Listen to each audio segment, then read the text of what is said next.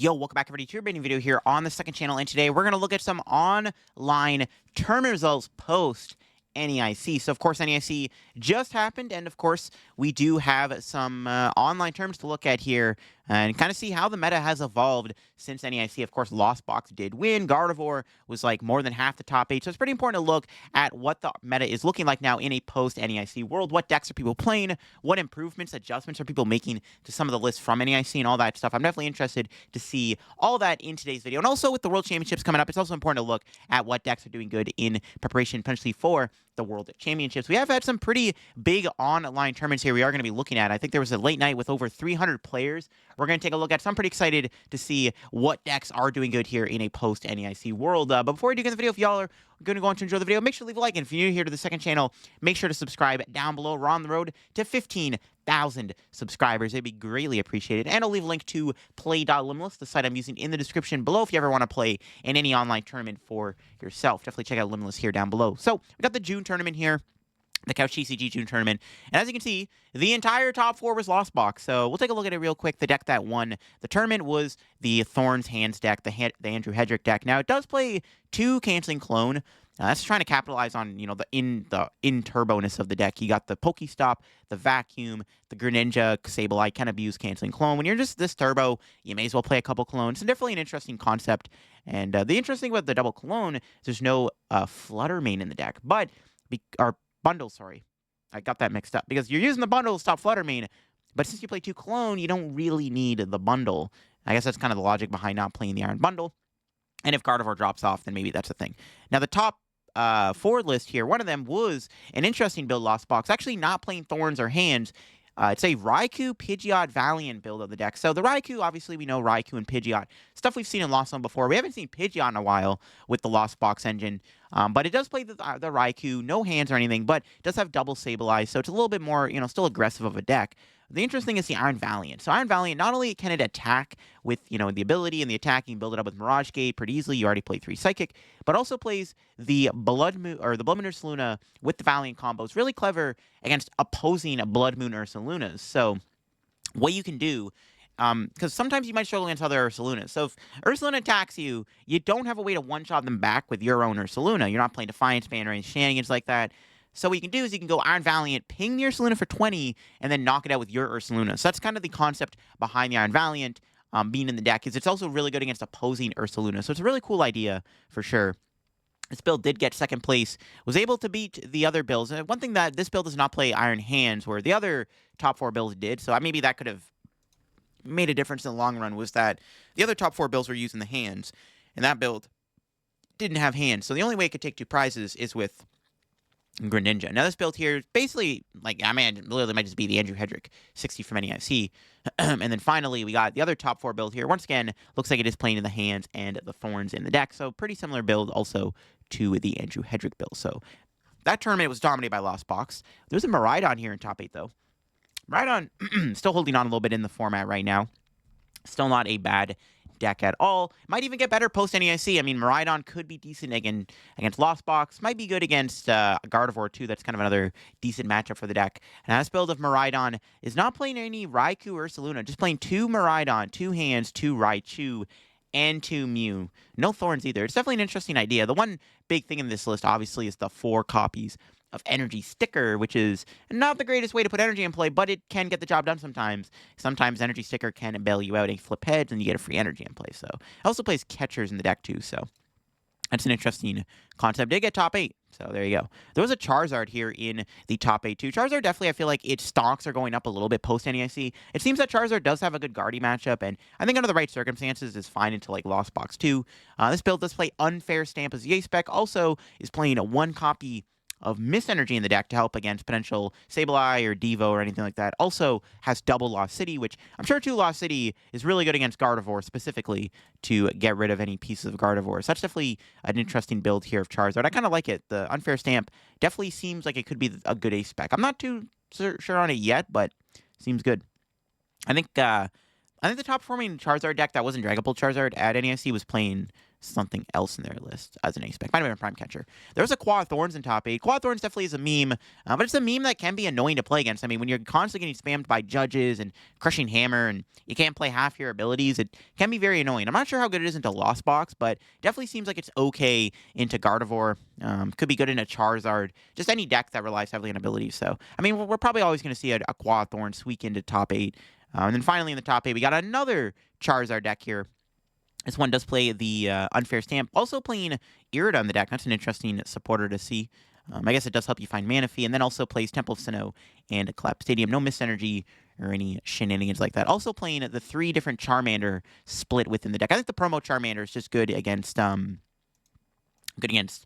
still. All right, the Tournament of Doom tournament here. Let's see what we got. The winning deck list was Snorlax. Now, I do think Snorlax could be decent right now. It might be able to beat Gardevoir. I'm not too sure on that yet, but it seems like Snorlax could be good into Gardevoir. I mean, Lost Box probably isn't bad. If Lost Box isn't playing Spiritomb, then I actually don't think the Lost Box matchup is bad, right? If they're not playing Spiritomb, I actually think Snorlax should be okay into a Lost Box for sure.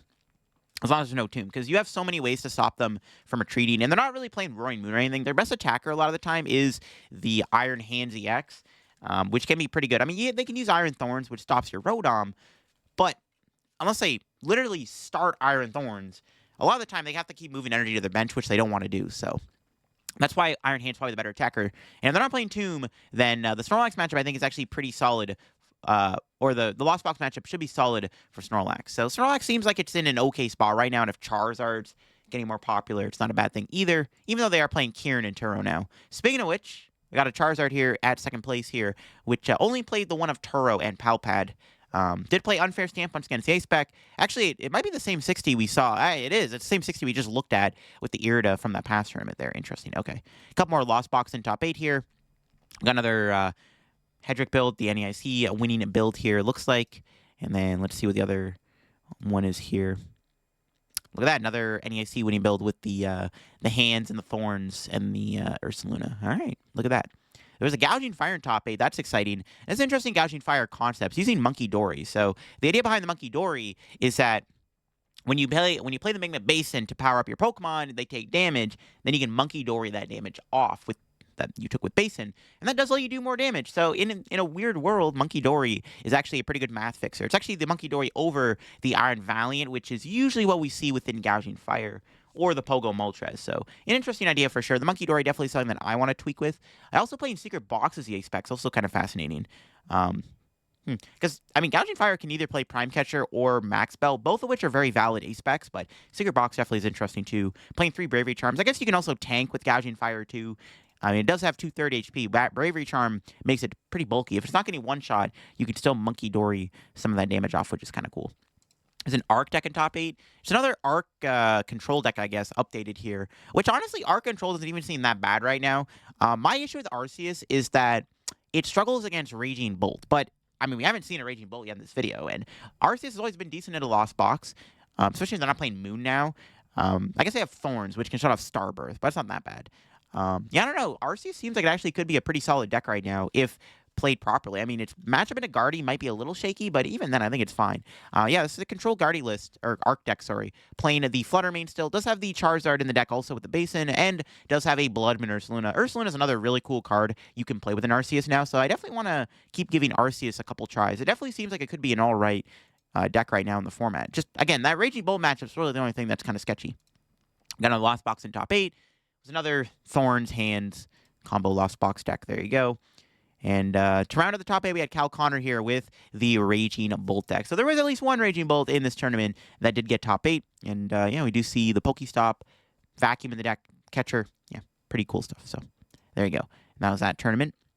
Next up, we got the Can Cup tournament here. The winning list was a Raging Bolt deck list. This one also had the Cornerstone Ogerpon and a couple bug catching sets. A couple cards we haven't really been seen as much in Raging Bolt. Bug catching set's kind of cute. It doesn't only play 3 Ogerpon, Teal Mask Ogerpon anyways, but does have that Cornerstone Ogerpon in the deck too, so that's kind of cool.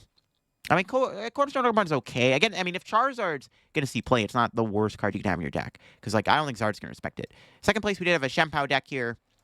I'm not surprised to see Shempao lose. Unfortunately, Shempao does have a really bad matchup against Raging Bolt, in my opinion. This one does play a Minior in the deck, which I guess it's just there for the Snorlax matchup, which is notoriously a bad matchup for Chien-Pao.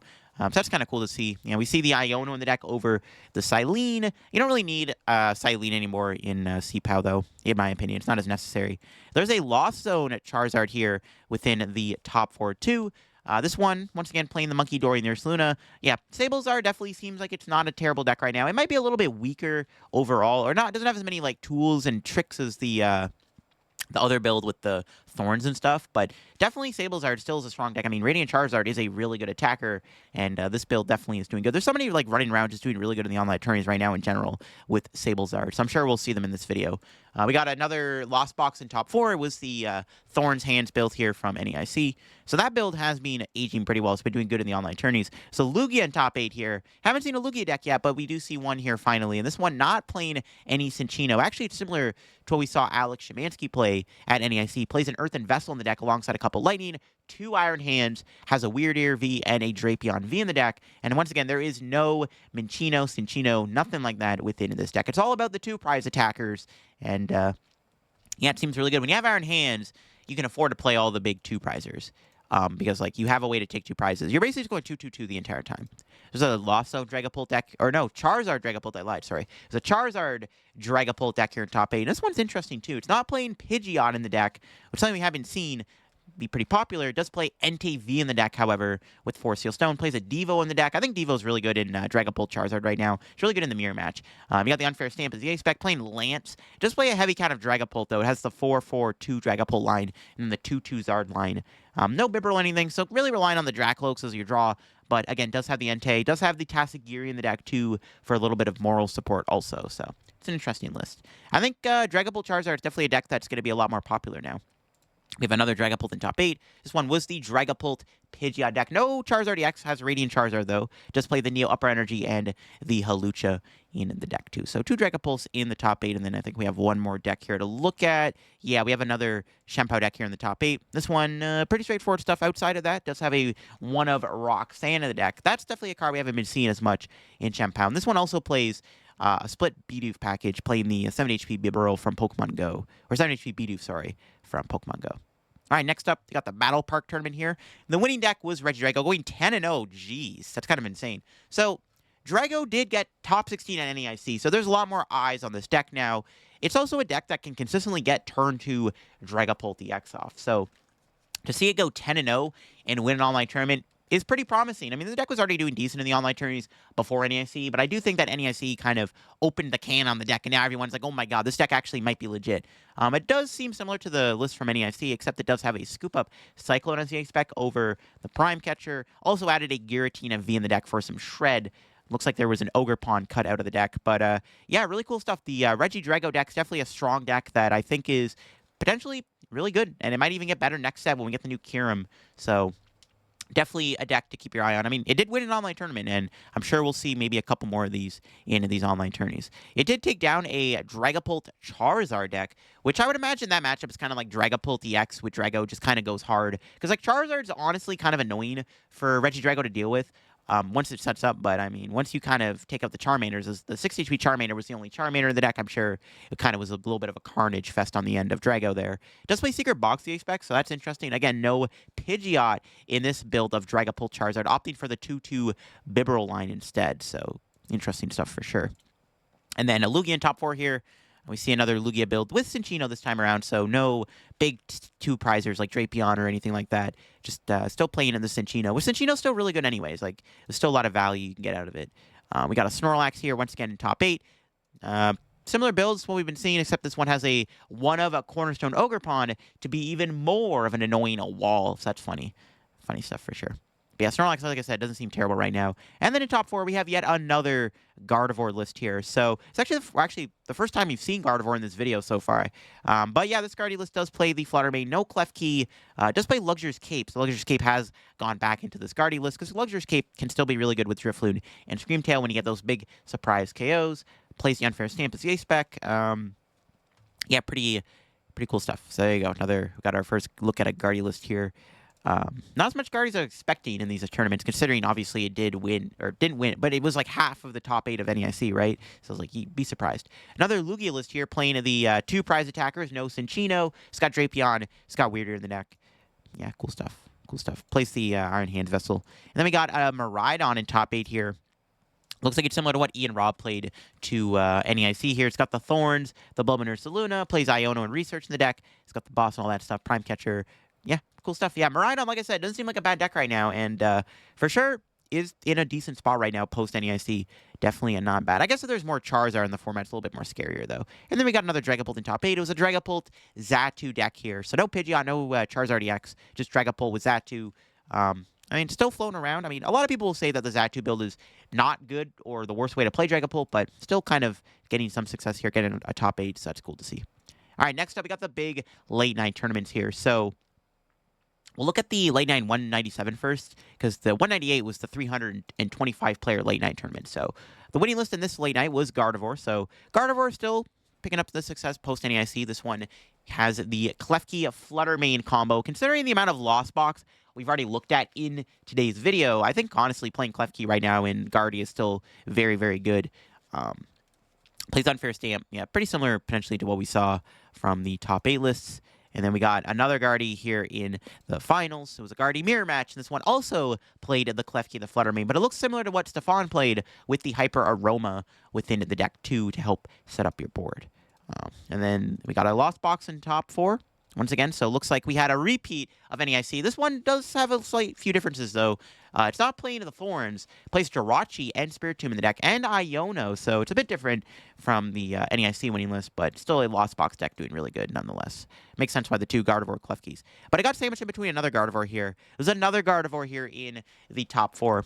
Looks like it's similar to what we saw the Australians bring to NEIC. Got the TM Devolution within the deck here. No Klefki in that list. All right, we got a Shempao in top 8. Once again, Shempao holding strong. Does have 2 Iono and 4 Irida. No Cypher Maniac. Also plays Kyogre in the deck. That's interesting. I think Kyogre's actually not bad for Shempao against Raging Bolt, because if they bench Squawkabilly, you can knock it out with a 1-prizer. It actually helps the prize trade out a lot, because Shempao does struggle in a Raging Bolt, in my opinion, because you can't really go Shempao Shivery Chill, because those knock you out, and then they win the prize trade at that point. All right, there is a future Iron Hands Thorns deck in the top 8, too. Another deck that I think is kind of like low-key under the radar right now. Had a couple okay results at NEIC, but I do think that like Future Hands with Thorns is actually like an all-right deck right now, and it's proven that with a top 8 result here. Because Iron Thorns just proved to be like a really good card. Everyone kind of underrated it a little bit going into NEIC. A Turbo Moon deck in the top 8 is kind of cool. This one's got the Water Energy, the Darkrai, and the Baby Moon. So that's cool to see. Yeah, Turbo Moon definitely doesn't seem like a bad deck either right now. I would imagine its guarding matchup is fine. I mean, you have a lot of dark Pokemon. You do have the Baby Moon, which can be good in that matchup. Maybe if you play double Baby Moon, it could be good. You got the Flutter Mane in the deck, which is pretty good against Lost Box. So I guess maybe instead of double Moon, you got the Flutter Mane instead of the double Baby Moon. But yeah, that's cool to see. Turbo Moon definitely is a deck that seems like not bad right now. You know what I mean? There's another Dragapult in top 8. This one is played the Xatu engine. Also, no Pidgeot, no Charizard EX. Also playing Radiant Alakazam as the A-Spec over the Radiant Charizard. And even plays a Mimikyu in the deck to be a little more annoying. Mimikyu's not bad. I mean, it works with Xatu. You know, it's a technical partner you can play in Xatu, so that's cool to see. Plays Unfair Stamp as the A-Spec too, so cool stuff, cool stuff. And that was that late-night tournament here. But then finally, we got the big late-night tournament. Late night 198. This had over like 300 players in it. It was a pretty big one. And the winning deck list was the Tord Charizard Dragapult deck. Pretty much the same 60, I think, as what Tord played NEIC. Very similar 60. Has the Pidgeot, the Deepult, the Charizard. And it did take down the entire tournament. I even casted the top 8 of this tournament, and I was able to witness the run that this deck went on. So definitely a really strong deck, and I think this deck's going to be a lot better going forward. I think a lot of people are really looking at this list, not only because, you know, Tord played it, but because the deck is, like, actually legit good. Dragapult's really good. Charizard really does help into the Gardevoir matchup, which, oddly enough, Dragapult can struggle against, which is kind of crazy to say. Because in the finals, it did manage to beat a Guardy list here, which, like I said, Gardevoir, it's not a bad matchup for Dragapult Charizard. This Guardy list here plays the Unfair Stamp. Does play the double Flutter Mane. No Klefki, but again, the double Flutter Mane is within the deck. Yeah, there you go. Double Turbo, all that stuff. In the top 4, there was another Lost Box deck here. Once again, it was another one of the builds here from the winning NAIC list here. Looks like with the Thorns, Hands, Ursaluna in the deck. And then finally, in the top 4, there was a Pidgeot control here. We got TSS's own Josh Frank making top 4 of the list. Pretty similar to what we saw iCaterpie, Alessandro Camascoli play to NAIC. Has that 1-1 for Rigarath for the Raging Bull matchup, and then all the other control package stuff. Control definitely feels like it's a very underrated deck. I mean, in my top 10 best deck video I did a couple days ago, I said that Stall was better right now because it did do better than Control. And to be fair, we did see more Stall within this video than actual Control. I think this is the only Control within this video we're going to be looking at. But I do think Control has the potential to actually be a good deck if somebody can figure out the best partners, the best lines, best matchups, all that stuff. I think Control generally could be in a good spot. Definitely a deck to maybe keep your eye on for sure. And it did get top 4 in the tournament here. I think it did lose to the Guardy deck, though, if I'm pretty sure, if I remember correctly. Then we got a Miraidon in top 8 here. Pretty turbo Miraidon build. There's no Researcher Iono, just 4 Arven, 4 Boss. Just going all in on those supporters. Not playing Thorns, double Squawkabilly. I think it's also similar to what the top 16 at NAIC had also. So yeah, because there's 2 Miraidon we looked at. There was the Ian Raw build, and there was the other one in the top 16 here that had the 4 Arven, 4 Boss, no like draw supporters in the deck. So a couple of lists here at NAIC that were similar. Actually, 3 lists so far in the top 8 are from NAIC, which is kind of interesting. I'm pretty sure the Guardy list might be similar too. Another Guardy list here, plain Hyper Roma, double Flutterby, no Klefki. Does have Mimikyu. Definitely a card I think Gardevoir might start playing again is the Mimikyu, just because of Charizard's popularity, and potentially Dragapult too. So we might be seeing more Mimikyu and Guardy going forward. Another Miraidon in top 8. Same 60 as the other one before with the 4 Boss, 4 Arven. So like I said, we're seeing a lot of these post-NEIC lists making an impact here into the online tournaments. We see another list from NEIC. And then finally in the top 8 here, there was another Dragapult. And it was a Xatu Dragapult. So surprisingly enough, within this video, we've already looked at 3 Xatu Dragapults. We've seen more Xatu Dragapult than the other variants of Dragapult. So that's interesting. Maybe Xatu Dragapult isn't as bad as everybody's making it out to be. Not too sure on that one. I guess we can look at the outside of the top. I don't usually do this, but I do kind of want to look here at what was outside the top 8 real quick. And this was a massive tournament, 300 players. So I guess there is some validity to look at some of the list here. Because outside the top 8, there was an Ancient Box deck. I think Ancient Box is definitely in an okay spot right now. Seems to be good against Gardevoir. Seems to be good against Lost Box. Those are the 2 big decks right now. And when you can beat those 2 decks, definitely not bad. The one thing that scares me about playing Ancient Box, though, is the popularity of Dragapult Charizard, which I would imagine is kind of an abysmal matchup for sure. Because another Sablezard deck here outside the top 8. This might even be the same. Yeah. Kazazuka has been dominating the online tournaments with the Sablezard deck, so I'm not surprised to see them almost get top 8 in another massive online tourney with the Sablezard deck, because they've been running the show with the deck. We got another Ancient Box deck here outside of the top 8. Once again, playing the Walking Wake. Another list from NEIC. A lot of lists here in this tournament were from NEIC, and then finally we can look at the Charizard Pidgeot deck here. Yeah, playing the Unfair Stadium, 1 Collapse Stadium. Yeah, okay, cool stuff. But yeah, there you go. Those are the online tournaments post-NEIC for the past week we've been looking at. Definitely some interesting stuff. Lost Box seems to be the best deck right now in the online tournaments. It has been getting the most amount of results, the most amount of play. I mean, this entire tournament was like the top 4 was Lost Box. But yeah, a lot of Lost Box. So Lost Box seems to have definitely been doing the best post-NEIC, it looks like. Gardevoir still doing good too, but I would argue Lost Box maybe has more success and results in it right now, for sure. Definitely it'll be interesting to see where Control can go going forward within the next couple weeks. Shampoo doing decent. Charizard, Dragapult also doing good. Regidrago having some decent performances that they did win an online tourney, so that's cool to see. But yeah, there you go, folks. Those are the post-NEIC online tourney results. Definitely going to be cool to see where it goes going forward, and I'm down to do another one of these videos in the near future heading in to the World Championships. And hopefully this video helped you out with some ideas of the way you want to play in the format right now. If you got any cups and challenges coming out in July. Yeah. Hope you enjoyed. I'll leave a link to Limitless down below if you want to go play in an online tournament yourself, and I'll catch you on another video. Have a good rest of your day, and bye-bye.